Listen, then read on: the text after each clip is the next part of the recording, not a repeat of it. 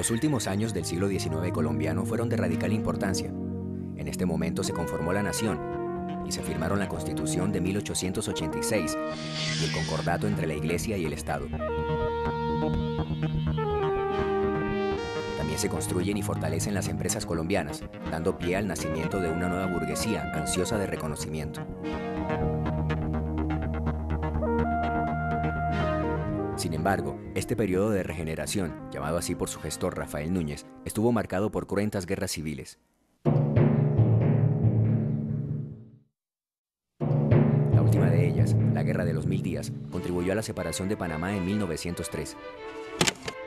Esta guerra se desató durante el gobierno de Manuel Antonio San Clemente en 1889 y tuvo repercusiones sobre todos los entornos de la vida, incluido el arte.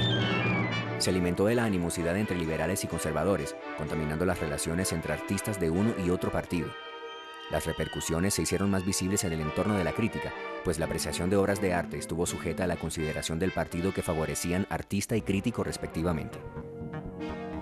Esto se vio en la polémica exposición de 1899. Epifanio Garay era conservador y amigo del gobierno, mientras que Ricardo Acevedo Bernal pertenecía a la oposición liberal. La crítica de la exposición les prestó atención, pero se enfocó más en el debate partidista que en las obras presentadas.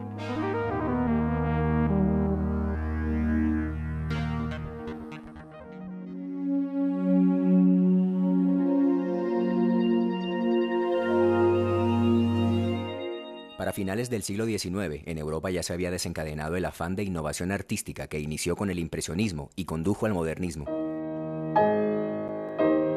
Mientras tanto, el desarrollo económico del país y de la sociedad burguesa colombiana implicó que el interés artístico de miembros distinguidos de la sociedad y artistas se enfocara en el arte académico. Preocupado por la representación fidedigna y técnicamente perfecta de la realidad, se inclinara por el retrato y sintiera una particular predilección por las academias francesa y española. Empezó a aparecer un especial interés por lo local, por el paisaje colombiano en sus particularidades del día a día de la gente. De este interés se desprendieron dos corrientes que serían la punta de lanza de la innovación artística que se empezó a ver durante las primeras 3 décadas del siglo XX, el paisajismo y el costumbrismo. Este interés apareció también en la literatura. Textos como La Vorágine y obras de Tomás Carrasquilla ponían el mismo énfasis en descubrir y narrar el paisaje colombiano que los artistas de la Escuela de la Sabana en sus pinturas.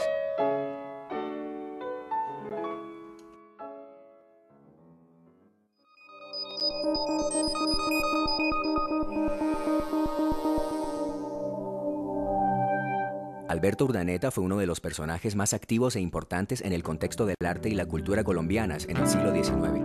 Según los dictámenes de la Ilustración, fue formado bajo el ideal del intelectual y hombre de sociedad europeo de la época. Fue el fundador de 2 de las más importantes empresas artísticas y visuales de su momento: la Escuela Nacional de Bellas Artes y el papel periódico Ilustrado.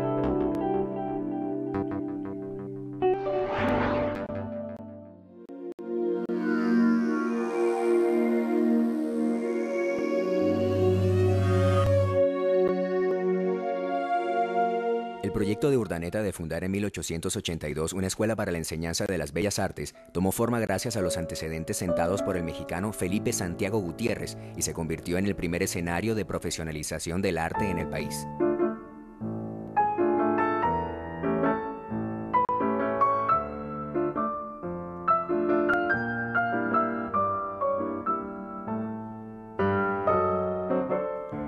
Gutiérrez dictaba desde antes clases de pintura en los claustros del Colegio San Bartolomé. Igualmente, Antonio Rodríguez, quien había conocido a Urdaneta en Europa y llegó a Colombia invitado por él, impartía clases de grabado en el mismo lugar. Urdaneta funda la escuela cuyo gran fuerte fue la pintura, acogiendo estas 2 cátedras. La escuela fue el escenario de la primera vez que se dictó escultura en el país, una clase que estuvo a cargo del italiano César Siginolfi. Sus docentes fueron artistas educados en Europa, principalmente en las academias de San Fernando en Madrid y Julián en París, así como maestros inmigrantes europeos que se habían radicado en Colombia. Los más influyentes fueron Luis de Llanos, Enrique Recio y Gil, Luis Ramelli, Giovanni Ferroni y César Siginolfi. En 1886, y de acuerdo con un decreto expedido por el gobierno del presidente Rafael Núñez, Alberto Urdaneta realizó la primera exposición anual de pintura, escultura, arquitectura y grabado. El reglamento de la muestra fue acordado entre Urdaneta y el gobierno, y anticipa los salones nacionales que se empezaron a celebrar desde 1940.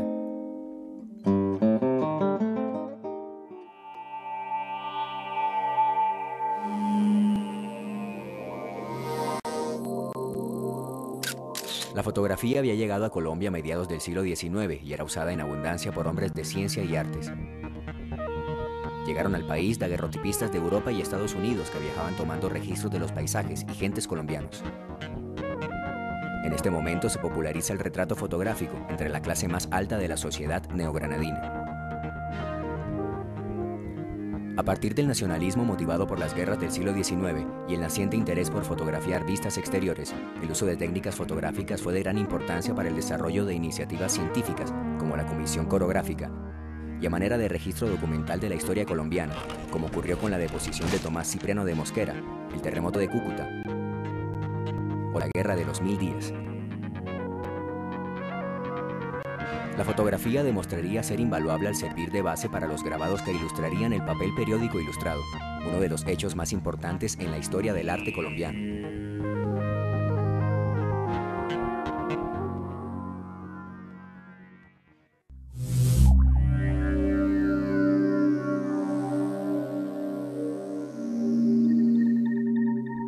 El papel periódico ilustrado constituye un proyecto sin par por la calidad de su diseño y de su contenido, tanto dentro del arte como dentro del periodismo de América Latina. Fue publicado entre 1881 y 1888, con la colaboración de los más destacados artistas e intelectuales del país, tanto liberales como conservadores, lo que era una novedad en el periodismo colombiano.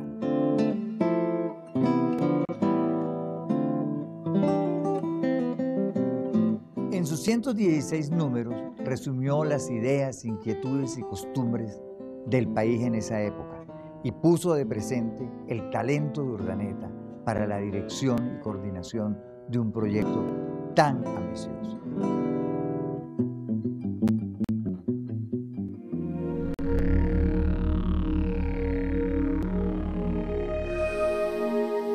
Los artistas que gozaron de la mejor reputación durante las décadas finales del siglo XIX fueron los retratistas. Esto responde a que la emergente burguesía colombiana quiso imitar los gustos de la burguesía europea, de manera que se inclinaron fuertemente hacia el arte figurativo y académico, y particularmente hacia el retrato, ya que les serviría de herramienta para evidenciar su estatus social y económico. Al contrario de lo que sucedió en Europa, donde los artistas se rebelaron contra la burguesía, en Colombia el retrato se consolidó como género artístico a través de una estrecha relación entre burguesía y artistas. Entre los retratistas más importantes se destacan Epifanio Garay, Ricardo Acevedo Bernal y Pantaleón Mendoza. Garay y Acevedo Bernal fueron directores de la Escuela de Bellas Artes, y mientras Garay se destacó por la minuciosidad de sus retratos, Acevedo Bernal sintió un mayor interés por innovar en la pintura, por lo que su obra progresivamente incursiona en investigaciones que lo acercan a la modernidad. Epifanio Garay aportó a la pechina de la Catedral de Bogotá y para enfatizar su perfecto realismo añadió una pierna tridimensional a la obra. El antioqueño Francisco Antonio Cano también estudió en París, fundó el Instituto de Bellas Artes en Medellín y dirigió la Escuela de Bellas Artes en 1923. Pantaleón Mendoza es una figura insular debido a una larga enfermedad mental que lo distanció del mundo del arte. Su obra El Grito fue evidencia de sus dolencias.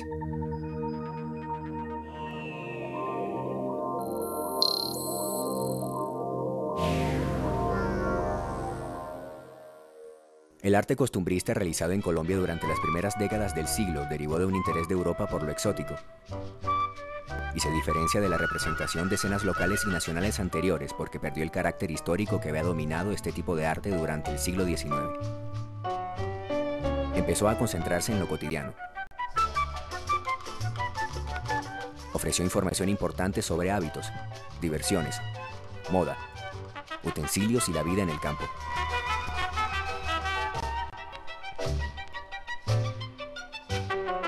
Muchos de los artistas costumbristas fueron alumnos de Andrés de Santamaría, como es el caso de Fidel Alfonso González Camargo y Eugenio Cerda, quienes además se dedicaron a la pintura de paisaje y evidencian intereses derivados del impresionismo.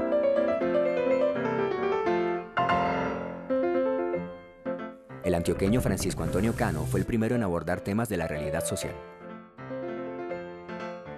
Artistas como Miguel Díaz Vargas y Moreno Otero pusieron en evidencia dudas sobre la adherencia a los valores del arte clásico y académico, así como la influencia de su maestro Santamaría, empezando a aventurar usos heterodoxos del color y el empleo de una pincelada más evidente. Además, ambos evidenciaron un fuerte sentido nacionalista que no está presente de manera tan clara en los demás artistas costumbristas. En las obras de Moreno Otero se aprecia una suerte de bodegón con figuras, pues se presta atención tanto a los campesinos en la escena como a los frutos que ofrecen. Eugenio Cerda se acercó más a su maestro en el empleo del recurso de la luz. Algunos artistas se alejaron del tratamiento tradicional de los temas al acercarse al simbolismo en su obra a través del uso de imágenes para evocar un mundo espiritual y emocional, alejado de la realidad literal. Este es el caso del escultor Marco Tobón Mejía y varias de las pinturas de Coriolano Leudo. En este género también resultó importante el influjo de la literatura. El más notable ejemplo de la relación entre ambas artes es la obra Nocturno, de Leudo, que ilustra el famoso poema del simbolista José Asunción Silva.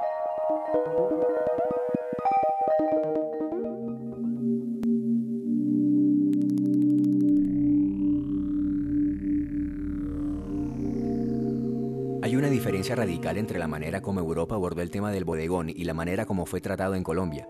En el viejo continente, los artistas aprovecharon el género para realizar innovadoras investigaciones artísticas al no preocuparse por el tratamiento del tema.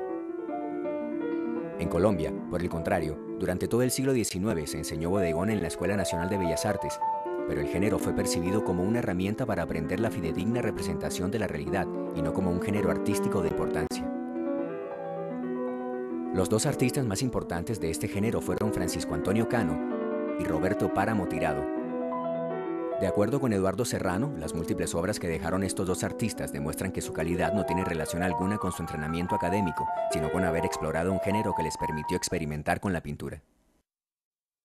Francisco Antonio Cano, en algunas de sus obras, tales como Rosas Amarillas, hace recurso del simbolismo al hacer alusión a las vanitas que recuerdan al espectador el carácter efímero de la vida.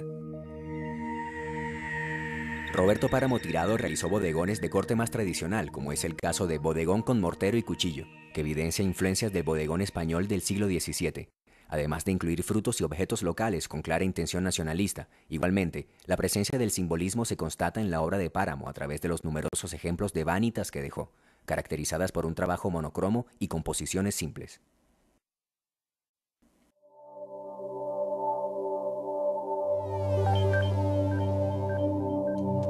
El bodegón también estuvo asociado durante todo el siglo XIX a la educación que recibían las mujeres de la aristocracia colombiana, principalmente consistente de labores domésticas y manualidades, incluida la pintura y el piano. Por esta razón, la presencia del bodegón en las exhibiciones estuvo confinada a las secciones de señoras y señoritas.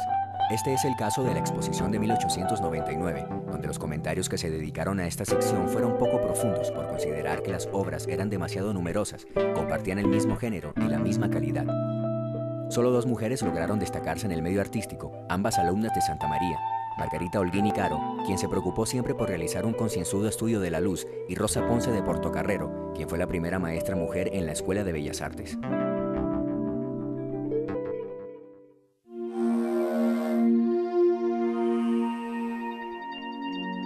Andrés de Santamaría fue un hijo de la aristocracia colombiana. Vivió la mayor parte de su vida en Europa, principalmente en París y Bruselas. Al igual que muchos de sus contemporáneos, se educó en París, pero fue el único artista colombiano en participar y obtener reconocimiento en el Salón de Artistas franceses. De su tiempo en Francia le quedó una conciencia de que el arte debe ser autónomo de los dictámenes de la clase social privilegiada y sus gustos, además de un interés por el impresionismo, que se materializó en investigaciones sobre la luz y la presencia del agua en sus obras. Dentro de estas exploraciones, su obra, Lavanderas del Sena, se convirtió en una de las más importantes, no solo dentro de la carrera del artista, sino del arte colombiano del temprano siglo XX.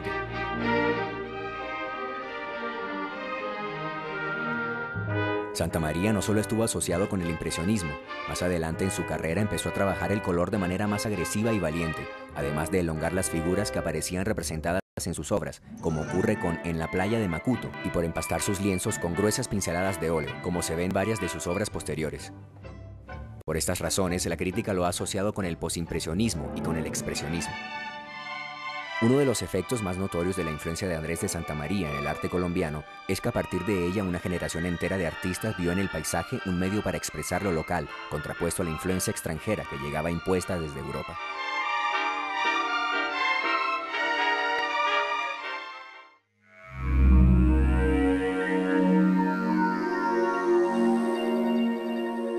No resulta extraño que el interés por el paisaje llegara al país por las rutas del arte español y francés. El artista español Luis de Llanos llegó a Colombia en 1893, representando la sabana de Bogotá en sus óleos bajo la clara influencia de la Escuela de Barbizon. Fundó la Cátedra de Paisaje en la Escuela de Bellas Artes, junto con Santamaría, cuyas primeras obras se encontraban directamente ligadas a las preocupaciones impresionistas por la luz y el color.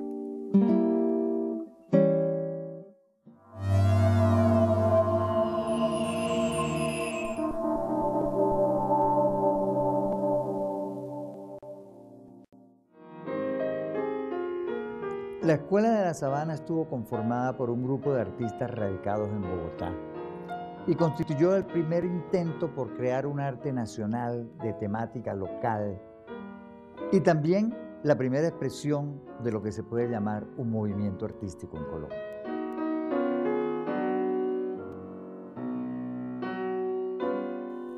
La dispara influencia que recibió trae la consecuencia de que los artistas constantemente se debatieron entre el tratamiento más académico del paisaje que aprendieron de Luis de Llanos y los procesos más experimentales por los que abogaba Andrés de Santamaría. La Escuela de la Sabana no se caracteriza por una uniformidad estilística, sino porque los artistas dejaron de trabajar el paisaje como fondo de otros temas y lo pusieron en la primera línea de los intereses del arte colombiano.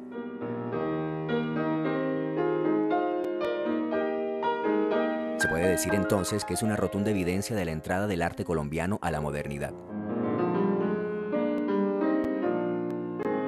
Cada uno de los artistas de la Escuela de la Sabana tenía una manera singular de confrontar la naturaleza y de representar sus atributos. En la pintura de Jesús María Zamora resalta el concienzudo estudio de cielos y nubes. En la de Ricardo Borrero Álvarez, la idealización del paisaje.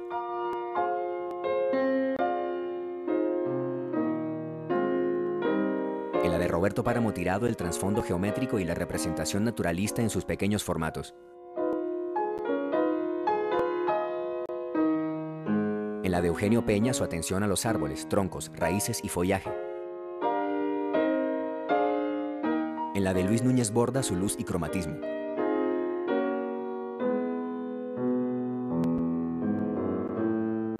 En la de Ricardo Moros Urbina, el contraste de sus soleados parajes. Y en la de Rafael Tavera, el frecuente empleo de animales en sus composiciones.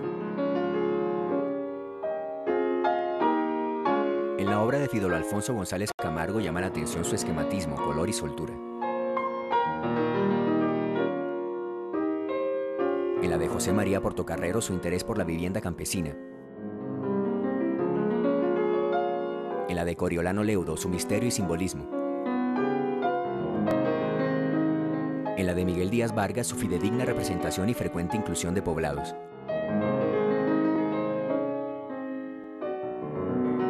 En la de Ricardo Gómez Campuzano, su experta combinación de clasicismo y modernismo.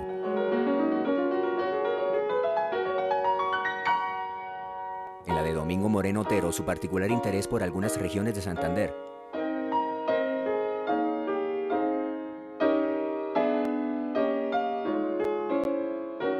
Y en la de Francisco Antonio Cano, su atención a las cumbres de las montañas.